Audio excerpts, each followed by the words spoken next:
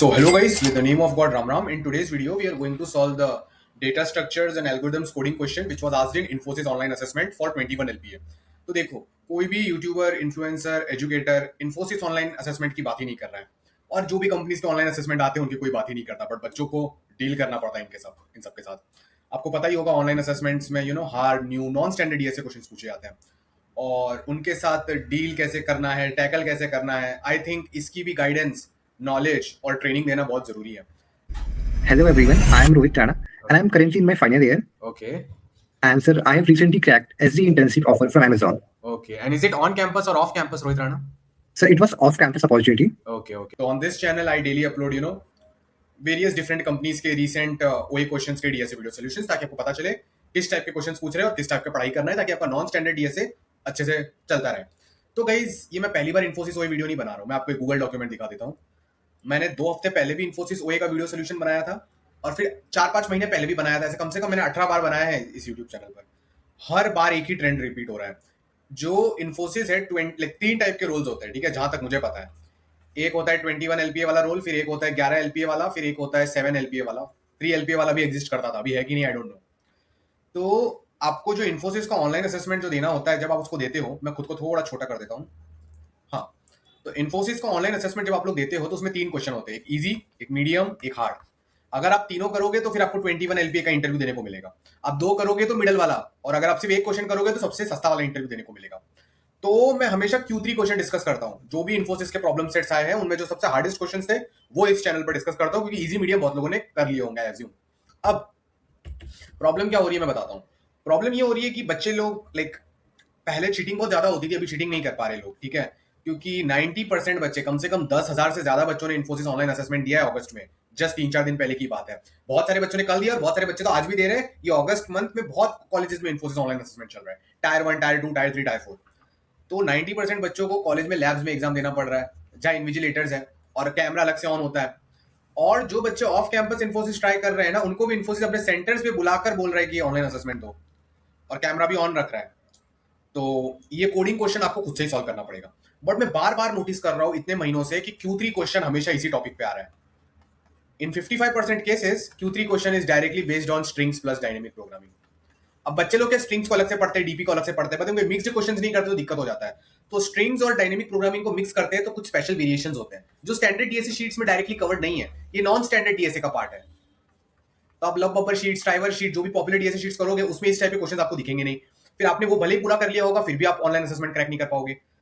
तो इसका सोल्यूशन क्या है?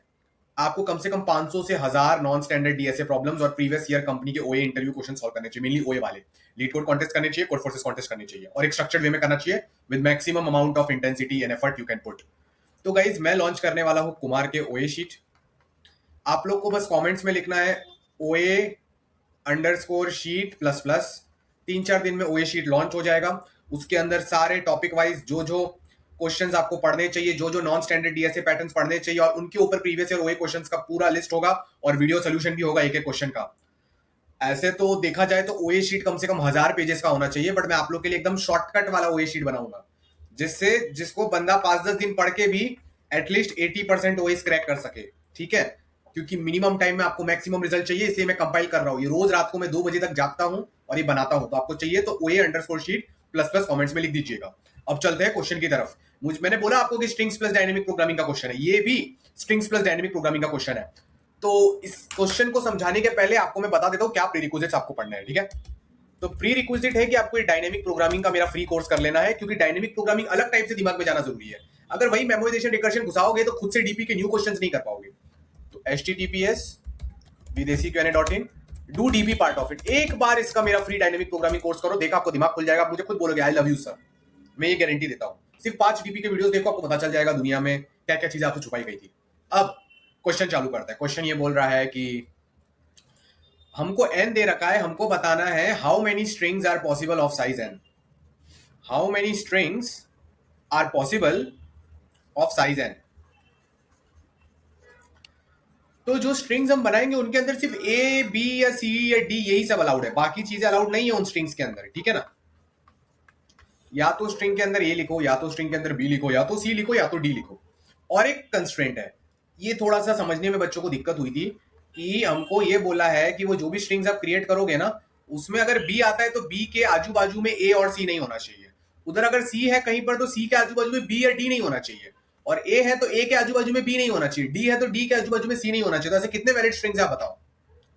तो चलो n इक्वल टू 1 के लिए देख लेते हैं। n इक्वल टू 1 के लिए A B C D 4 valid strings है। कितनी वैलिड स्ट्रिंग्स है? 4।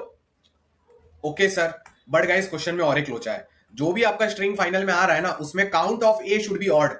ए ऑड टाइम्स आने वाला है, तो ये सब इनवैलिड हो गया ये स्ट्रिंग। इनमें ए इवन टाइम आ रहा है, A is coming 0 time, 0 is a even number, only 1 valid string is there. तो n इक्वल टू 1 के लिए सिर्फ एक वैलिड स्ट्रिंग है। चलो अब n इक्वल टू 2 के लिए देखते हैं कितनी वैलिड स्ट्रिंग्स आ सकती है। Let's try. तो अगर n इक्वल टू 2 के लिए चेक करेंगे तो आप लोग को बहुत ज्यादा वैलिड स्ट्रिंग्स दिखेंगे, जिससे आपको बहुत अच्छा भी लगेगा। n इक्वल टू 2 के लिए कितनी सारी स्ट्रिंग्स है? A B A C A D, A B A C A D, B A B B B C B D, C A C B C C C D, D A D B D C D D. But इसमें से eligible कौन से है? सिर्फ वही eligible है जिनके अंदर ए का फ्रीक्वेंसी ऑड हो। ए का फ्रीक्वेंसी गाइस ऑड किस किस के अंदर है? उसी के साथ साथ गाइस मल्टीपल लोचे हैं। हमको मेक श्योर करना है कि वो कोई भी स्ट्रिंग आप नहीं ले सकते जिसके अंदर बी के आजू बाजू में ए या सी आ रहा हो, सी के आजू बाजू में बी या डी आ रहा हो, डी के आजू बाजू में सी आ रहा हो, या फिर ए के आजू बाजू में बी आ रहा हो। अगर ऐसा हो रहा है तो पूरी स्ट्रिंग को रॉन्ग मान लिया जाता है। तो दो दो कंस्ट्रेंट्स है। क्लियर? तो अब मेरी बात को आप लोग एकदम ध्यान से सुनो, एकदम चिल रहो, स्ट्रेस लेने की कोई जरूरत नहीं है। ओके, तो वैलिड स्ट्रिंग्स कौन सी है वो इसमें आपको हमको मिलेगा। तो वैलिड स्ट्रिंग्स है, लाइक एग्जांपल्स देख लेते हैं। 4 वैलिड स्ट्रिंग है, ए C A D, C A D है, ए सी ए डी, ये वैलिड है, ए सी ए डी डी ए, और क्या वैलिड है? सी ए। ये सब वैलिड क्यों? इन सब में ए ऑड नंबर बार आ रहा है। देखो, एक बार एक बार एक बार एक बार, और इन ये कोई रूल्स ब्रेक भी नहीं कर रहे। एसी कोई रूल ब्रेक नहीं कर रहा। ए के बाजू में सी अलाउड है, ए के बाजू में डी अलाउड है, सी के बाजू में ए अलाउड है, डी के बाजू में ए अलाउड है। अब आप बोलोगे सर बी ए करेक्ट क्यों नहीं है? बी ए में भी तो ए ऑड बार आ रहा है, बी ए में ए ऑड बार आ रहा है, एक कंडीशन सेटिस्फाई हो रही है, बट बी के बाजू में ए अलाउड नहीं है। वो बोला ना, बी के बाजू में ए या बी के बाजू में सी, बी के लेफ्ट में ए या बी के लेफ्ट में सी, या फिर बी के राइट में ए या फिर बी के राइट में सी आना अलाउड नहीं है बेटा। समझे बात को? तो 4 वैलिड स्ट्रिंग्स है। उस क्वेश्चन को सॉल्व कैसे करेंगे? डायरेक्ट सोल्यूशन पे कूद पड़ते हैं, डायनेमिक प्रोग्रामिंग। तो गाइस देखो, मैंने डायनेमिक प्रोग्रामिंग का एकदम सिंपल कंसेप्ट बताया है, डायरेक्ट सोल्यूशन नहीं बताऊंगा। मैं ट्राई करूंगा कि आपके अंदर फीलिंग्स, इनसाइट्स, इंट्यूशन और लॉजिक एकदम डीपली डेवलप हो। ओके, तो मेरी बात अब आप लोग एकदम ध्यान से सुनेंगे, बिना कोई स्ट्रेस के सुनेंगे। ओके, सो पानी पीना बहुत इंपॉर्टेंट है guys, so make sure you drink water, stay hydrated. इससे आपका ब्रेन का कॉग्निटिव फंक्शन अच्छा चलता है।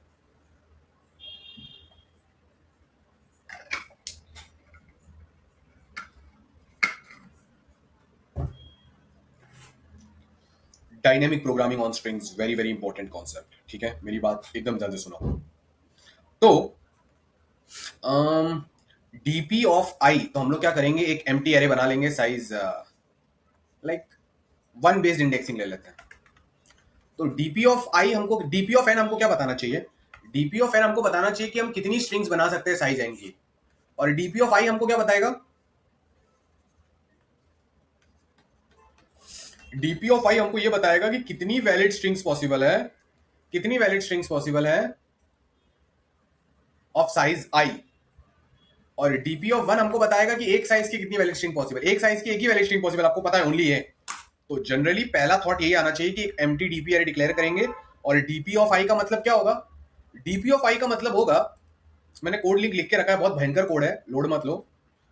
डीपी ऑफ आई होगा count of valid strings of size I. अब इसका फॉर्मूला कैसे निकाले? डीपी आई कैसे पता करे कि कितनी वैलिड स्ट्रिंग्स है ऑफ साइज आई? वो तो हमको नहीं पता, बट हमको ये जरूर पता है कि डीपी ऑफ 1 इज 1।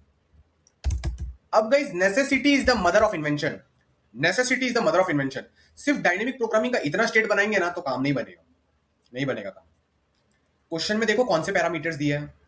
क्वेश्चन में जो भी वैलिड स्ट्रिंग्स आ रही है उनके अंदर कौन से कैरेक्टर्स आ रहे हैं उसका भी तो ट्रैक रखना पड़ेगा ना। समझो ये इंडेक्स 1 है, 2 है, 3 है, 4 है, 5 है, 6 है, आई, ये आई है। तो डीपीआई में हमको ये कैसे पता चलेगा कि डीपीआई यानी कितनी स्ट्रिंग्स है जो लेंथ आई की है, जो सारे रूल्स फॉलो करती है। सारे रूल्स फॉलो करती है मतलब उनके एडजेसेंट कैरेक्टर्स में कोई प्रॉब्लम नहीं है, वो सारे रूल्स फॉलो हो रहे हैं, और इनकी टोटल 1 से लेके आई में ऑड नंबर ऑफ टाइम्स ये आ रहा है। ये same to same concept previous time भी एक बार इन्फोसिस ओए में यूज हुआ है। तो इसका सोल्यूशन क्या होगा, एक और पैरामीटर ऐड करेंगे, डीपीआई ए, डीपीआई बी, डीपीआई सी और डीपीआई डी। इसका क्या मतलब, ऐसी कितनी वैलिड स्ट्रिंग्स है जिनका लास्ट आइथ कैरेक्टर में ए आता है, ताकि कोई कैरेक्टर फिक्स तो कर पाए, which is denoted by DPI A. ऐसी कितनी स्ट्रिंग्स है जिनके लास्ट कैरेक्टर में बी आता है, डीपीआई बी। ऐसे कितने स्ट्रिंग्स जिनके लास्ट कैरेक्टर में सी आता है, डीपीआई सी। उनके लास्ट कैरेक्टर में डी आता है, डीपीआई डी। तो थोड़ा सा एडवांस जाते हुए डीपीआई ए हमको क्या बताएगा, count of valid strings of size I such that ऐसी कितनी वैलिड स्ट्रिंग्स है साइज आई की, such that all of them have A as their last character. अब गाइस बाइसेप फ्लेक्स, मैं 3 दिन से जिम नहीं गया हूं, बाइसेप फ्लेक्स का टाइम स्टैम्प लिखोगे आप लोग कमेंट्स में, ताकि मुझे पता चले कौन है वो बच्चा, पढ़ाकू बच्चा जो यहां तक वीडियो देख पाया था। मुझे पता है कोई नहीं देख पाया होगा, क्योंकि एवरेज ड्यूरेशन टाइम स्टैम्प तो 2-3-4 मिनट का ही होता है, तो मुझे पता है बच्चे इतना पढ़ाई नहीं करते। तो कोई इक्का दुक्का बच्चे होते जो पढ़ाई करते, उनके लिए वीडियोस एकदम यूजफुल है गाइस। तो आप उन स्पेशल बच्चों में हो तो टाइम स्टैम्प लिखना, हार्ट और पिन हो जाएगा। तो गाइस आप लोग टाइम स्टैम्प के साथ ये भी लिखोगे कि डीपीआईबी का मतलब क्या है। मैं नहीं बताने वाला, अभी मैं रुकूंगा, पॉज ले रहा हूं, आप सोचो डीपीआईबी का मतलब क्या होगा। पॉज ले लिया, 5 4 3 2 1। डीपीआई मतलब कितनी वैलिड स्ट्रिंग्स है आई साइज की सच दैट उनका लास्ट कैरेक्टर बी है।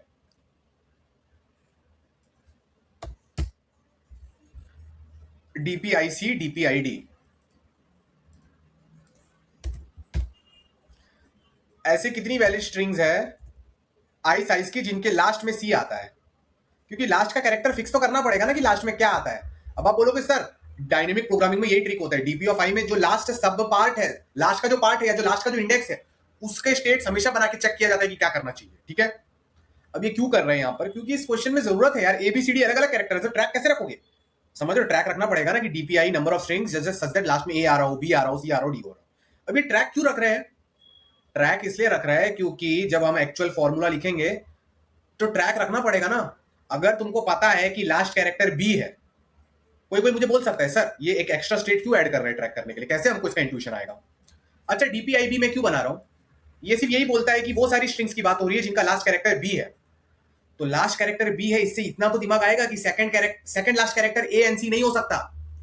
तुम ही दिमाग लगाओ, इंट्यूशन की अगर मैं बात करूं जो कोई नहीं करता है अपने वीडियोस में, अगर ये आइथ कैरेक्टर जो है ये अगर बी है तो मुझे एक चीज पता चल रही है कि i-1 जो है ये सी या फिर ए हो ही नहीं सकता, ये सिर्फ डी होना अलाउड है, क्योंकि क्वेश्चन में लिखा है कि बी के इर्द गिर्द ए या सी नहीं होना चाहिए।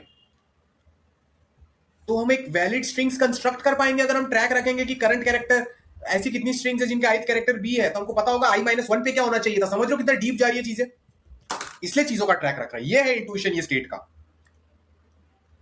तो डीपीआईडी एकदम डीपली आपको पढ़ा के एकदम स्ट्रॉन्ग बना दूंगा, पूरा फाड़ देंगे। सुनिए डीपीआईडी भी आ गया। अब क्या करना है, अब इतना भी काफी नहीं है, necessity is the mother of invention. अब क्या करना है, फाइनल स्टेट्स क्या होंगे।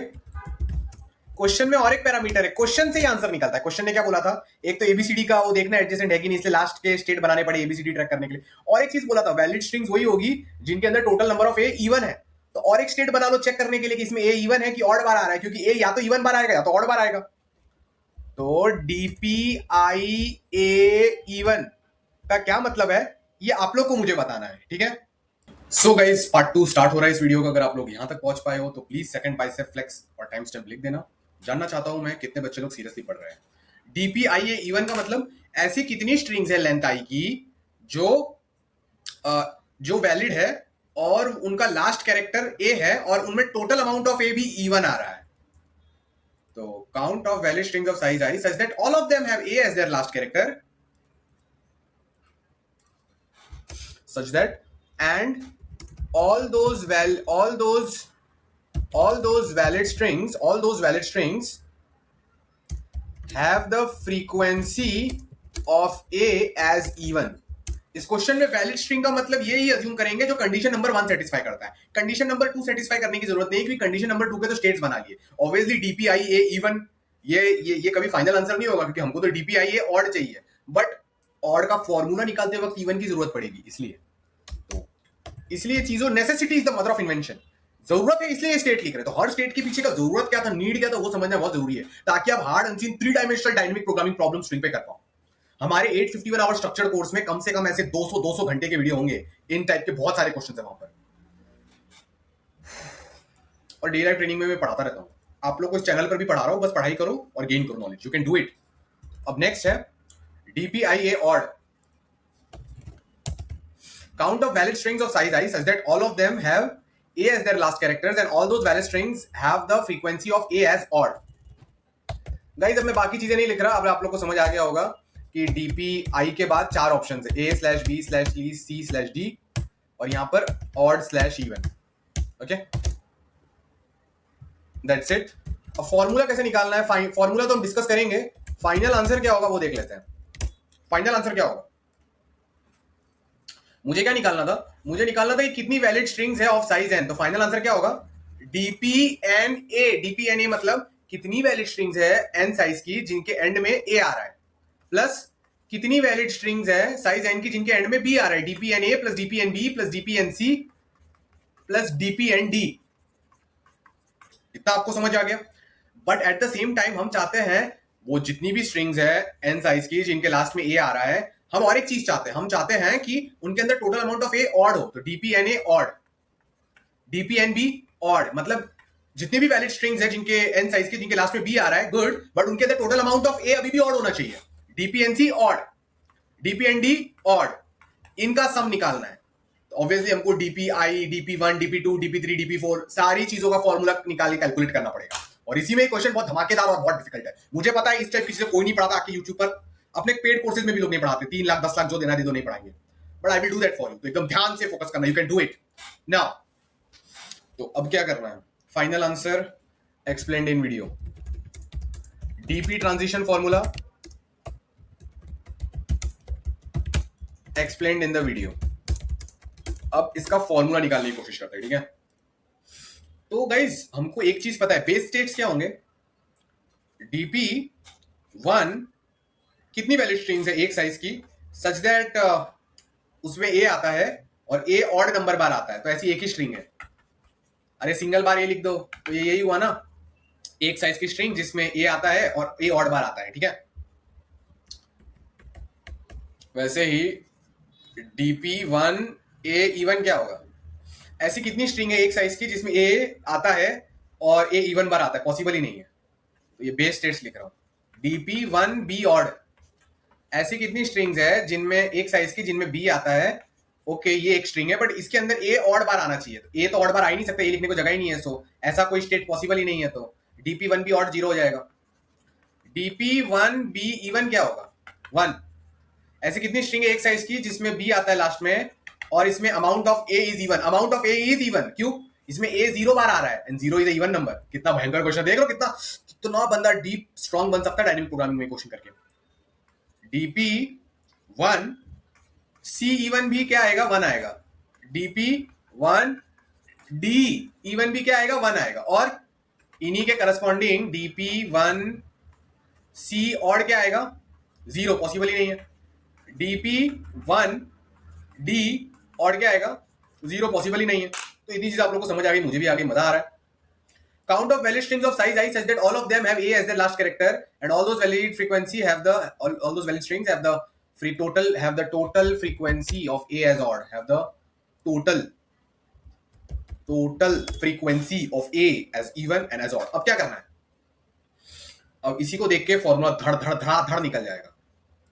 चलो बैक चलते हैं, यहां पर ही मैं स्पेस क्रिएट कर रहा हूं, ठीक है। समझो, मुझे जानना है, क्या जानना है मुझे जानना है ऐसी कितनी स्ट्रिंग्स है 2 साइज की जिनके लास्ट में ए आता है।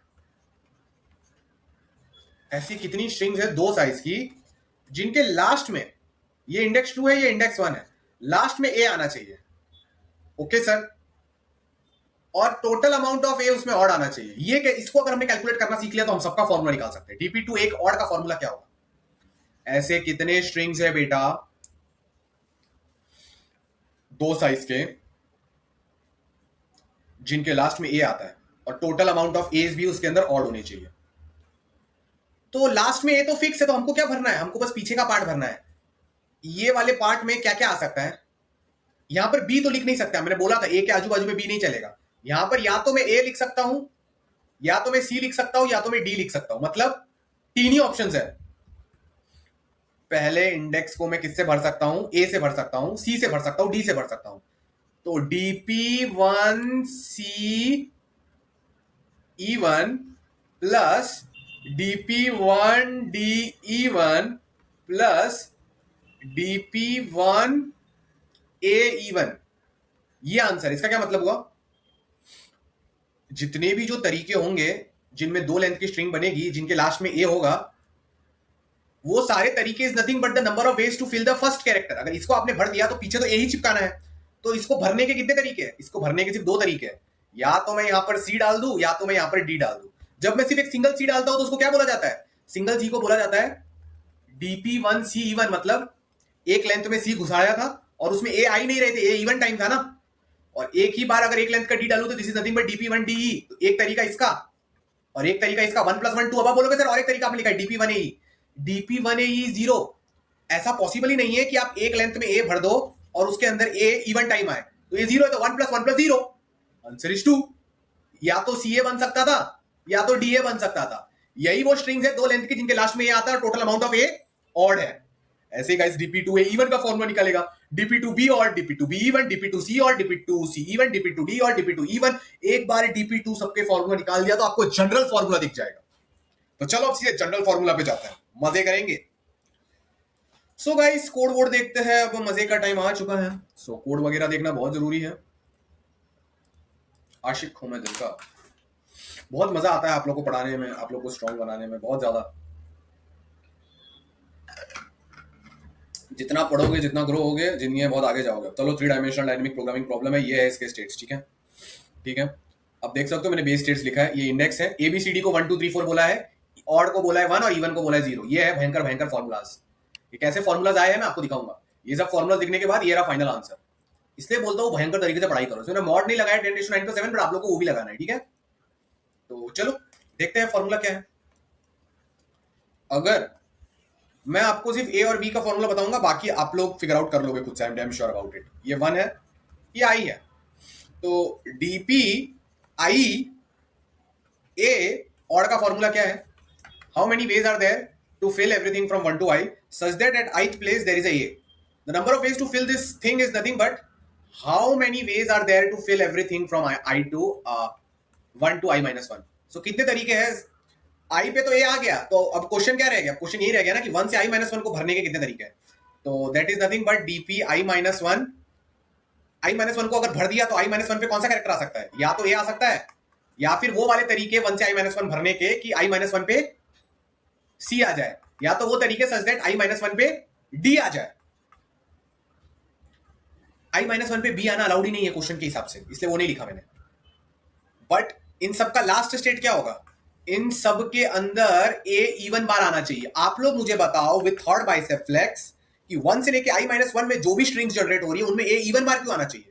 क्योंकि इसमें ए इवन बार आएगा तो और एक बार ए लास्ट में आएगा, तो even plus 1 will become odd. तो टोटल अगर लाल पार्ट में जो भी स्ट्रिंग्स जनरेट हो रही है, लाल पार्ट में अगर उन सारी स्ट्रिंग्स में ए इवन बार आ रहा है, तो जो ब्लू पार्ट है which is the full string from 1 to i उसमें पक्का ए ऑड बार आएगा। वही तो हम निकाल रहे थे डीपीआई ए ऑड। तो इन सबके स्टेट्स में इधर इवन इवन इवन। गाइस ऐसे आप लोग डीपीआई ए का इवन का भी फॉर्मूला निकाल सकते हो और बी सी डी का भी निकाल सकते हो। बी सी डी होगा तो लास्ट में बी या सी या डी, तो फिर आपको अगर ऑड चाहिए तो पीछे भी ऑड ही ए होने चाहिए, क्योंकि लास्ट में बी सी डी है, लास्ट में ए नहीं है।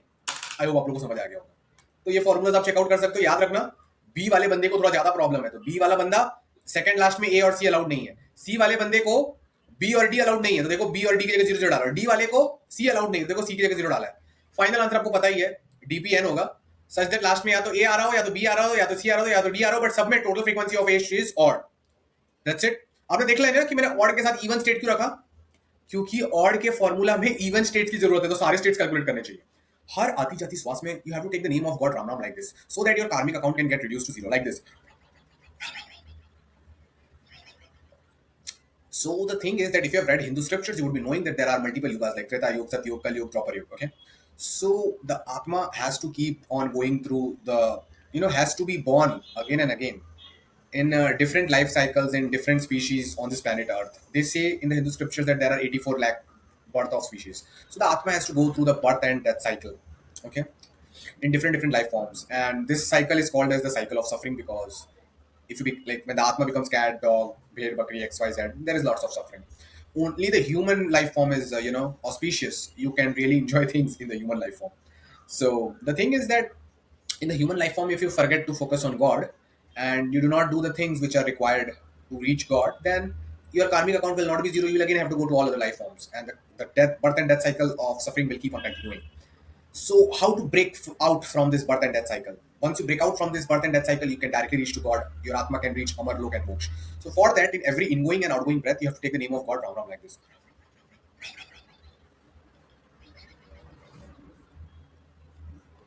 Now, the thing is, there are many more things about this, many more things you can learn about this. Okay, why, what. So, if you want more details regarding this, you will get the Ramdwara website link in the description. Also, the Ramdwara WhatsApp web community link in the description, where you can reach out, get more details, and get more close to God. So guys, please have faith in God plus good health plus good mindset. Please make sure करना कि share this video with any friend of yours जिसका इन्फोसिस वही चल रहा है, उसको बहुत help होगी। स्ट्रिंग और डीपी का क्वेश्चन आ रहा है, उसको पता चल जाएगा कि क्या क्या पढ़ना है। बहुत लोगों को Q3 करके 21 LPA चाहिए, तो प्लीज आप दुनिया में आए हो तो लोगों की मदद भी करो, सिर्फ खुद का फायदा मत देखो, लोगों का भी हेल्प करो। लोगों को हेल्प करोगे तो आपकी लाइफ और अच्छी होगी। So with the name of God guys, Ram Ram. Java Python के भी कोड आ जाएंगे, टेंशन मत करो, फॉर लूप ही है, कुछ रिकर्शन मेमोराइजेशन नहीं किया, ताकि आपको इजी लगे। राम राम गाइस, और मेरा फ्री कोर्स पूरा कर लेना, मैं फ्री लाइव ट्रेनिंग भी देता हूँ सैटरडे संडे को, उसको भी ज्वाइन कर लेना। Ram Ram guys, love you all.